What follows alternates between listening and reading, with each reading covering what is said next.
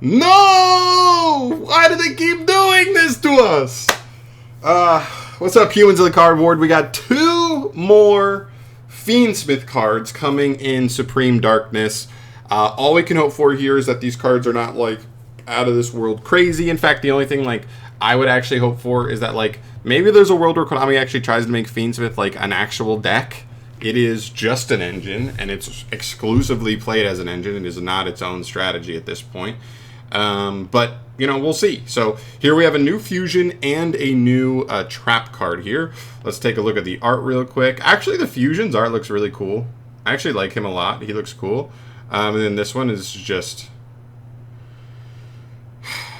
the trap card's got some stuff going on.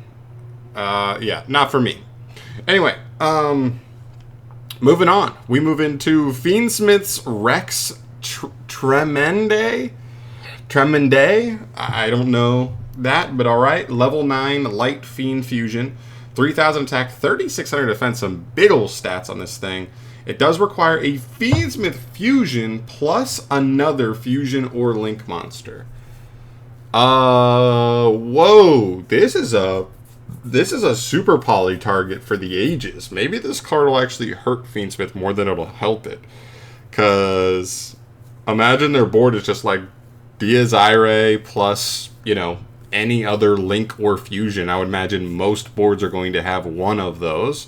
If it's like Fiendsmith Azamina, like Snake Eye, they probably have an Azamina guy. If not, it's Snake Eye. So the only way they make end boards aside from that is like with IP Masquerena and stuff. So that's pretty good. Okay, cool.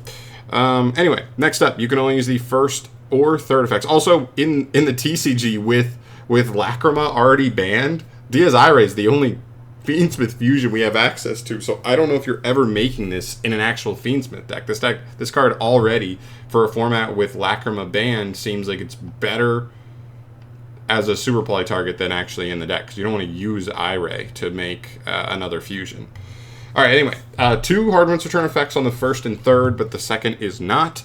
If this card is fusion summoned, you can discard 1 card to send a Light Fiend monster from your deck or extra deck to the graveyard. I guess you can send any of the links, and the links can equip themselves. You might have some kind of synergy there. Unaffected by non-Fiendsmith cards' effects while equipped with a Fiendsmith equipped spell. There you go. He kind of becomes a pseudo Towers. It's a pretty bad Towers, though. This is akin to like a Marincess Towers, where you know what I mean? Like, it's Marincess, so basically if you have any spell or trap removal for like the field spell, then the whole Towers withers. But fine, right? Makes it a little more annoying to deal with. And if this card is sent to the graveyard, you can target one other Fiendsmith card in your graveyard or banishment and add it to your hand. So I guess with that first effect, you could just send another copy of himself, because he sends from extra deck as well, to just go ahead and get an add back on, like, you know, Engraver or something that's engrave. That's pretty cool. Interesting card. Like I said, though, in TCG with Lacrima already banned, this card seems like it's a better super poly target than it is an actual card Fiendsmith can use, which I'm about, right? Fiendsmith is more a problem than not, so that's cool. Alright, and for the trap card, the other trap card in the deck is, like, not worth playing. It's just not good enough, so we'll see. This one's got to be pretty good to see play. So, Fiendsmith's Kyrie. This is a normal trap card. You can only use the second effect once per turn. This turn, your Light Fiend monsters cannot be destroyed by battle. Also, any battle damage you take is halved. Meh.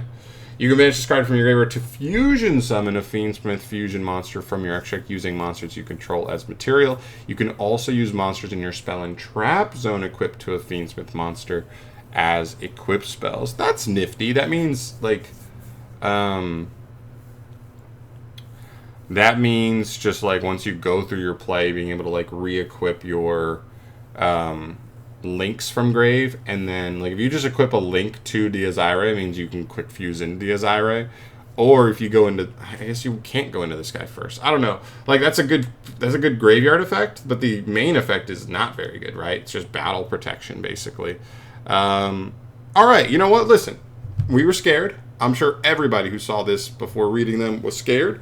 These may hurt Fiendsmith more than they help overall, right? Just because of that fusion being a nasty super poly target for that engine. Just boards that want to end on Diaz Irae plus, anything. Now, Appaloosa being gone does almost hurt this card because it means like it may be a little bit less likely that people are ending on links, but I think in most scenarios they're going to end on a link or fusion. I would imagine, like paired with Diaz Irae. So I'm about it. We'll see. The problem here is that Fiendsmith just is somewhat flexible and, like, in most cases should still be able to go for Wave High King Caesar instead of, like, Diaz Irae. Which is, annoying that, like, if this card is just around, they can dodge it that way. Although, to be fair, that means their board probably loses to more board breakers easily, so maybe it's still worth it at the end of the day, because then, any monster removal or negation beats Caesar entirely, so, whereas Diaz Irae is like a board breaker, like, counter. I think that might be okay. So, there you go.